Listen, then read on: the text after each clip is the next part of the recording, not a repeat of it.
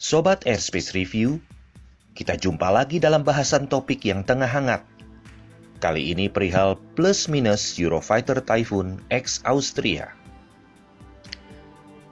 Tanpa bermaksud larut dalam pro kontra kebijakan politik terkait wacana pembelian 15 jet tempur bermesin ganda Eurofighter Typhoon X Angkatan Udara Austria untuk TNI AU, Airspace Review mencoba mengulas plus minus pembelian tersebut dari kacamata teknis maupun strategis dalam kerangka penguatan alat utama sistem senjata atau alutsista untuk TNI AU pada khususnya dan TNI pada umumnya.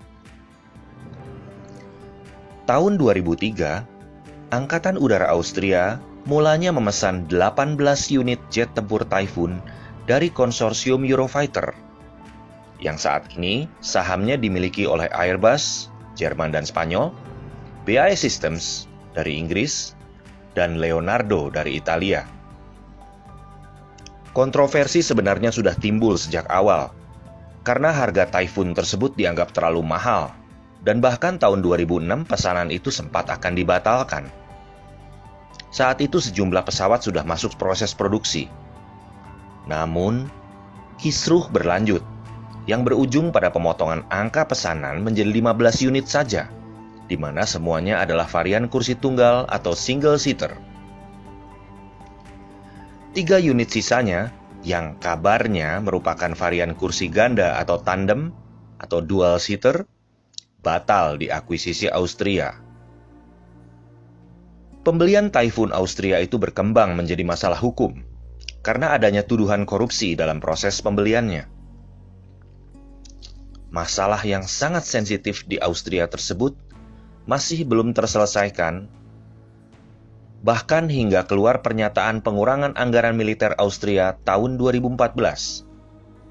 Saat itu terkuak berita bahwa biaya pengoperasian Typhoon dinilai terlalu tinggi bagi anggaran Austria.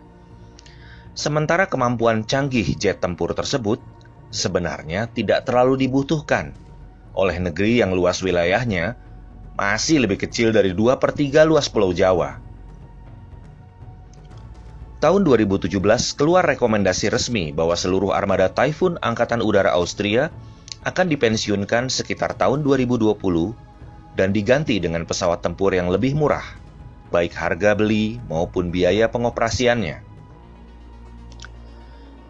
Nah, bicara mengenai wacana 15 jet tempur Eurofighter Typhoon X Austria untuk TNI AU, selain ada keuntungannya atau faktor plus, tentu perlu dipertimbangkan pula kerugiannya atau faktor minus.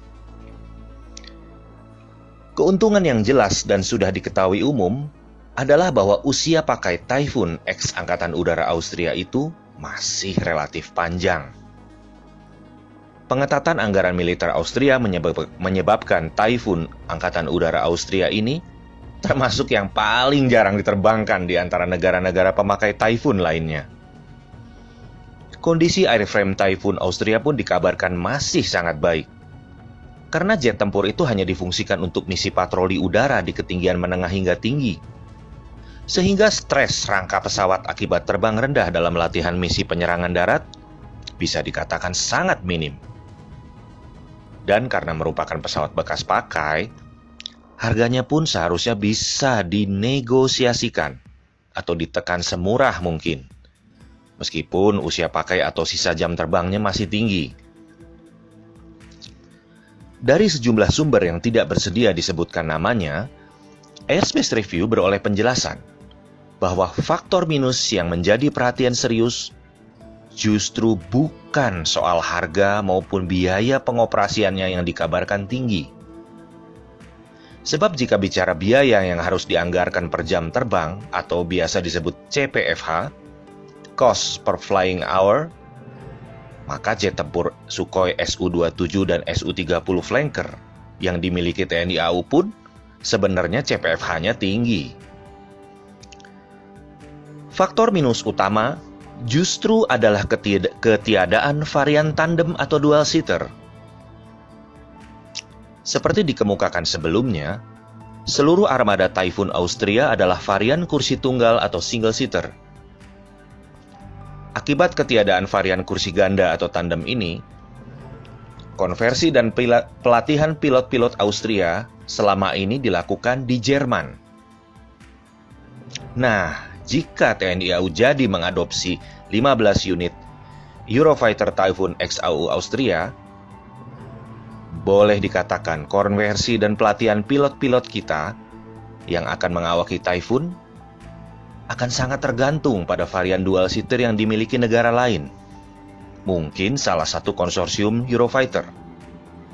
Karena Typhoon pesanan Austria itu mengikuti model Jerman, kemungkinan besar program konversi dan pelatihan pilot TNI AU nantinya jika Indonesia jadi membeli Typhoon akan diadakan oleh AU Jerman. Hal ini jadi minus utama. Mengapa? Karena dalam proses konversi serta pelatihan tersebut, kemampuan dan kecakapan pilot-pilot TNI AU akan mudah terbaca oleh negara lain. Di tengah derasnya arus informasi lewat internet, mudah saja menerka atau membaca kemampuan teknis pesawat tempur mau pesawat tempur manapun. Namun kemampuan dan kecakapan pilot tempur adalah rahasia yang dijaga ketat negara manapun di dunia. Berbeda misalnya jika varian tandem atau dual seater kelak dimiliki, maka pilot TNI AU yang terbaca kemampuan dan kecakapannya saat proses konversi atau pelatihan tersebut di negara lain hanya akan terbatas pada beberapa orang pilot saja, yaitu di gelombang awal masa konversi dan latihan awal. Sementara pilot-pilot kita sisanya yang akan mengawaki Typhoon itu bisa dilatih oleh pilot TNI AU yang sudah lulus program konversi dan pelatihan instruktur di negara lain tersebut.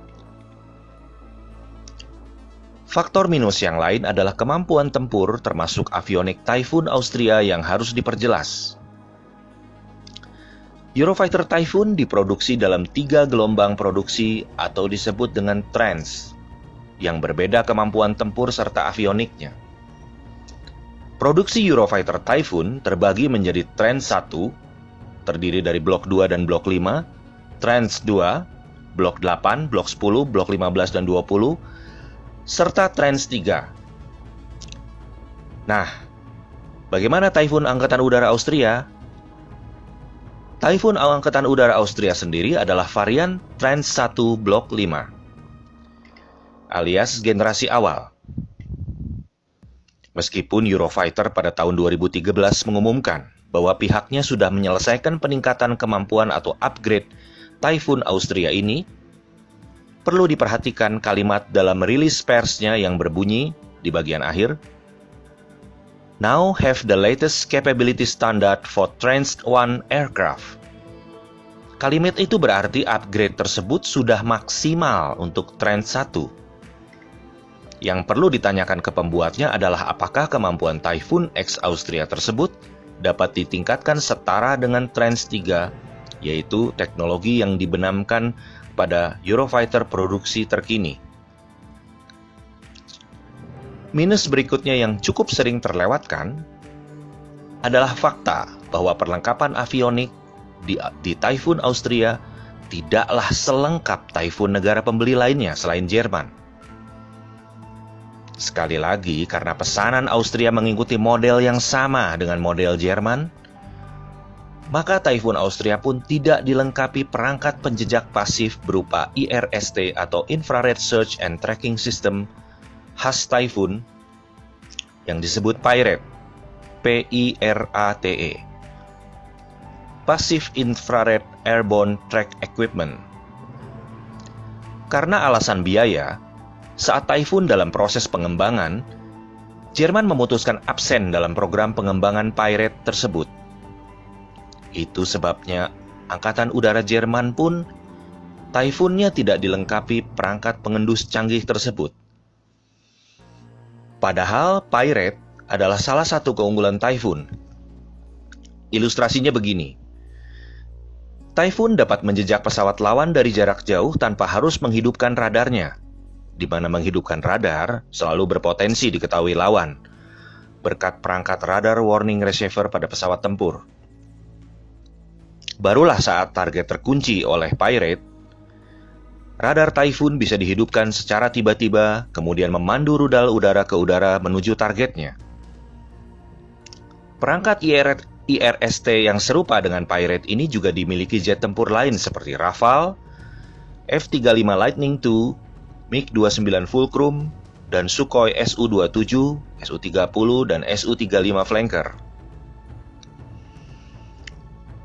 Tentu, kita semua berharap TNI AU akan mendapatkan alutsista terbaik. Di pasaran senjata dunia banyak jet tempur canggih dan berkemampuan baik. Namun, yang paling cocoklah yang diharapkan memperkuat sayap tanah air sesuai kebutuhan pertahanan nasional.